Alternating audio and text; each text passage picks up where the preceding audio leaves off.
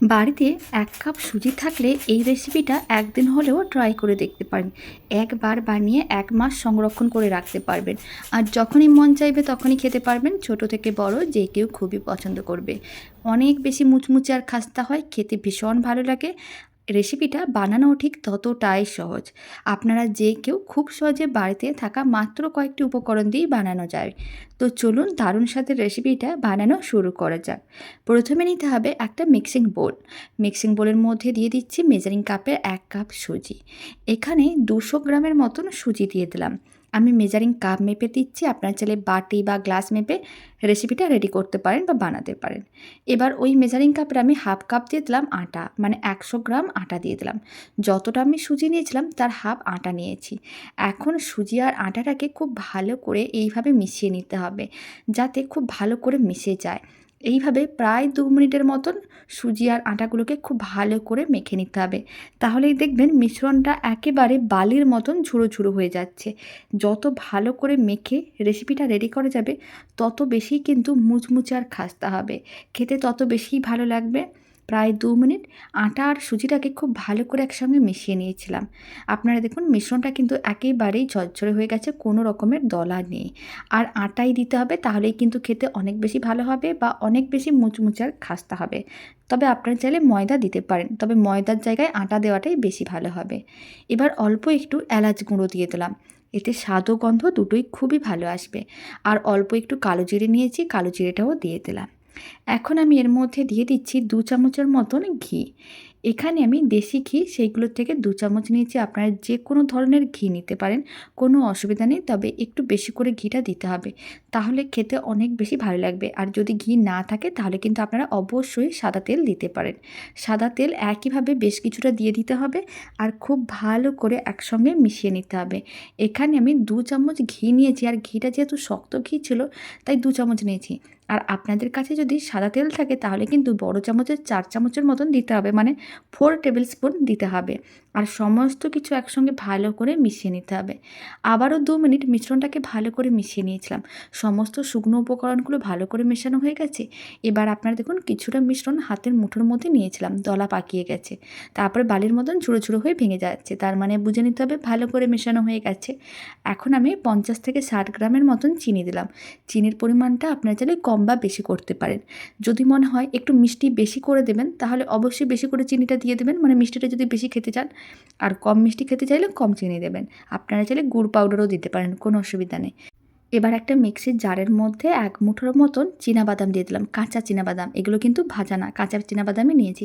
আপনারা চাইলে ভাজা চীনাবাদামও দিতে পারেন। মিক্সির জারের মধ্যে নিয়ে এরকম একটু টুকরো করে গুঁড়ো করে নিতে হবে। মাত্র ৩ থেকে ৫ সেকেন্ডের মতন মিক্সিটা একটু চালিয়ে নিতে হবে, তাহলেই কিন্তু বাদামগুলো এরকম ছোটো ছোটো টুকরো হয়ে ভেঙে যাবে। এখন মিক্সিং বোলের মধ্যে দিয়ে দিতে হবে আর ১ চিমটের মতন লবণ দিতে হবে। লবণ দেওয়ার কারণে এর স্বাদ কিন্তু অনেকটাই বেড়ে যাবে। এখন লবণ আর চীনাবাদামের যে টুকরোগুলোকে ভালো করে মিশিয়ে নিতে হবে।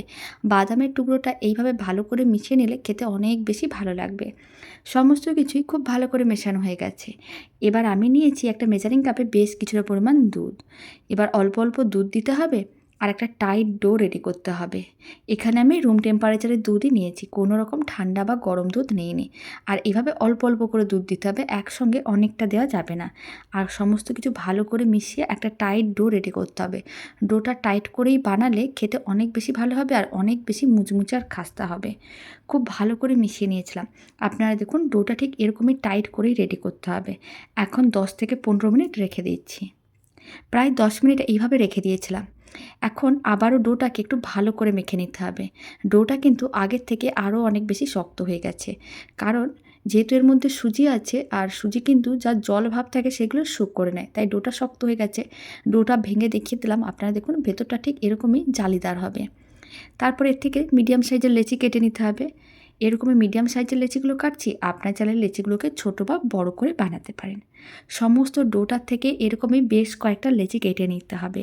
এখানে কিন্তু যে পরিমাণ আমি আটা বা সুজি নিয়েছিলাম সেই পরিমাণ আটা সুজি দিয়ে বেশ অনেকগুলো লেচি রেডি করা হয়েছে। এবার এক একটা লেচিকে নিতে হবে, এইভাবে হাতে গোল করতে হবে আর প্রেস করে চ্যাপ্টা করে নিতে হবে। ঠিক এইভাবেই প্রেস করে চ্যাপ্টা করতে হবে। আপনারা চাইলে একেবারে পাতলা করে রেডি করতে পারেন, তার জন্য আরও একটু প্রেস করে চ্যাপ্টা করতে হবে। আর নাহলে একটু মোটা, এইভাবে যেইভাবে আমি আমি রেডি করেছি একটু মোটা, সেইভাবেও রেডি করতে পারেন। আপনারা আপনাদের পছন্দ অনুযায়ী রেডি করবেন, একেবারে হয় পাতলা না হলে মোটা। তবে মোটা করলে একটু টাইমটা বেশি প্রয়োজন পড়বে ভাজার জন্য, তবে পাতলা করে রেডি করলে অনেক কম সময়ের মধ্যে রেডি হয়ে যাবে। আবারও আপনাদের একটা বানানো দেখিয়ে দিলাম। একইভাবে একটা লেচি নিতে হবে, গোল করতে হবে, তারপরেই প্রেস করে চ্যাপটা করে নিতে হবে। সমস্ত লেচিগুলোকে একইভাবে রেডি করে নিয়েছিলাম। আপনারা দেখুন বেশ অনেকগুলোই রেডি হয়েছে। এবার এইগুলোকে ভাজতে হবে। তার জন্য একটা কড়াইকে গ্যাসের ওভেনের উপরে বসিয়ে দিলাম। কড়াইয়ের মধ্যে দিয়ে দিচ্ছি বেশ কিছুটা পরিমাণ সাদা তেল। এখন তেলটা খুব ভালো করে গরম করতে হবে। ফ্লেমটা মিডিয়াম টু হাইতে করে দিচ্ছি, আর এইভাবে 2 মিনিটের মতন রেখে দিতে হবে। 2 মিনিট হয়ে গেছে, তেলটা খুব ভালো করে গরম করা হয়ে গেছে। এখন ফ্লেমটা একেবারেই লোতে করে দিতে হবে, আর বেশ কয়েকটা দিয়ে দিতে হবে। সমস্তগুলো একসঙ্গে দেওয়া যাবে না, তাহলে কিন্তু ভালো করে রেডি করা যাবে না। তাই এইভাবে হাফ হাফ করেই দিতে হবে। বেশ কয়েকটা আমি দিয়ে দিয়েছিলাম। এখন কিন্তু ফ্লেমটা মিডিয়ামে করে দিলাম। মিডিয়াম ফ্লেমে উল্টে পাল্টে লাল লাল করে ভাজতে হবে। একটু টাইম নিয়ে ভাজতে হবে। মোটামুটি একটা ব্যাচ রেডি করার জন্য 10 মিনিটের মতন সময় প্রয়োজন পড়বে। যত টাইম নিয়ে ভাজা হবে খেতে তত বেশি ভালো হবে, আর তত দিন কিন্তু সংরক্ষণ করে রাখা যাবে। মানে অনেক বেশি দিন ধরে সংরক্ষণ করে রাখতে পারবেন। ওপরটা যতটা ক্রিস্পি হবে ভেতরটা ঠিক ততটাই খাস্তা হবে। বাড়িতে এই রেসিপি একদিন হলেও বানিয়ে দেখতে পারেন। আশা করি ছোট থেকে বড় যে কেউ খুবই পছন্দ করবে। হঠাৎ করে হালকা খিদে পেলে কিছু না থাকলে হাতের কাছে এইগুলো যদি বানিয়ে স্টোর করে রাখেন, তাহলে যখনই মন চাইবে কন্টেনারটা খুলে নেবেন আর খেয়ে নেবেন, দেখবেন দারুণ লাগবে খেতে। আর বাড়িতে বানালে কমেন্ট বক্সে জানাতে একেবারেই ভুলবেন না খেয়ে কেমন লাগলো। 2 মিনিট অন্তর এইভাবে একটু উল্টে পাল্টে রাখতে হবে, যাতে দুদিক দিয়ে ভালো করে ভাজা হয়। আপনারা দেখুন কালারটা কিন্তু হালকা লাল লাল হয়ে যাচ্ছে। এইভাবে একটু টাইম নিয়ে উল্টে পাল্টে ভেজে নিতে হবে। প্রায় 10 থেকে 12 মিনিট সময়ের প্রয়োজন পড়েছিল। আপনারা দেখুন বেশ লাল লাল হয়ে ভাজা হয়ে গেছে। এর থেকে আর বেশি লাল করব না। এখন ফ্লেমটা একেবারেই লোতে করে দিলাম। এবার এইগুলোকে তুলে একটা প্লেটের মধ্যে রেখে দিতে হবে, আর ঠান্ডা করে নিতে হবে। ঠান্ডা হলেই দেখতে পাবেন কত বেশি মুচমুচে আর খাস্তা হয়ে যাচ্ছে। আর বাকি যেগুলো রেডি করে রেখেছি সেইগুলোকে একইভাবে ভেজে নিতে হবে। আমি আপনাদের একটু কাছ থেকে দেখিয়ে দিচ্ছি। আপনারা দেখুন দেখতে কত সুন্দর লাগছে, খেতে তার থেকেও অনেক বেশি ভালো হয়। বাড়িতে অবশ্যই বানিয়ে দেখতে পারেন। এবার বাকিগুলোকে একইভাবে গরম তেলের মধ্যে দিয়ে দিতে হবে, আর টাইম নিয়ে উল্টে পাল্টে লাল লাল করে ভেজে নিতে হবে। আর ফ্লেমটা একই রকম মিডিয়াম টু লোতে রাখতে হবে। টাইম নিয়ে উল্টে পাল্টে লাল লাল করে ভাজতে হবে, তাহলেই কিন্তু অনেক বেশি মুচমুচে আর খাস্তা হবে।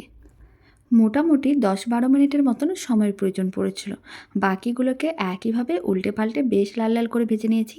এবার তুলে একটা প্লেটের মধ্যে সার্ভ করে নিতে হবে। এইভাবে 10 মিনিট ফ্যানের নিচে রেখে দেবো, যাতে পুরোপুরি ঠান্ডা হয়ে যায়। ঠান্ডা হয়ে গেলেই কিন্তু অনেক বেশি মুচমুচে আর খাস্তা হবে। সমস্তগুলো একইভাবে ভেজে নিয়েছিলাম, ঠান্ডাও করে নিয়েছি। আওয়াজ শুনেই বুঝতে পারছেন যে কতটা মুচমুচে আর খাস্তা হয়েছে। দেখতে যতটা ভালো হয়েছে খেতে তার থেকেও অনেক বেশি ভালো হয়েছে। বাড়িতে আপনারাও বানিয়ে দেখতে পারেন, ছোট বড় যে কেউ খুবই পছন্দ করবে। আর বাড়িতে বানালে কমেন্ট বক্সে জানাতে একেবারেই ভুলবেন না খেয়ে আপনাদের কেমন লাগলো। রেসিপিটা শেষ পর্যন্ত দেখার জন্য অসংখ্য ধন্যবাদ। আপনারা সবাই ভালো থাকবেন, সুস্থ থাকবেন। আপনাদের সঙ্গে আবার নতুন রেসিপি নিয়ে দেখা হচ্ছে।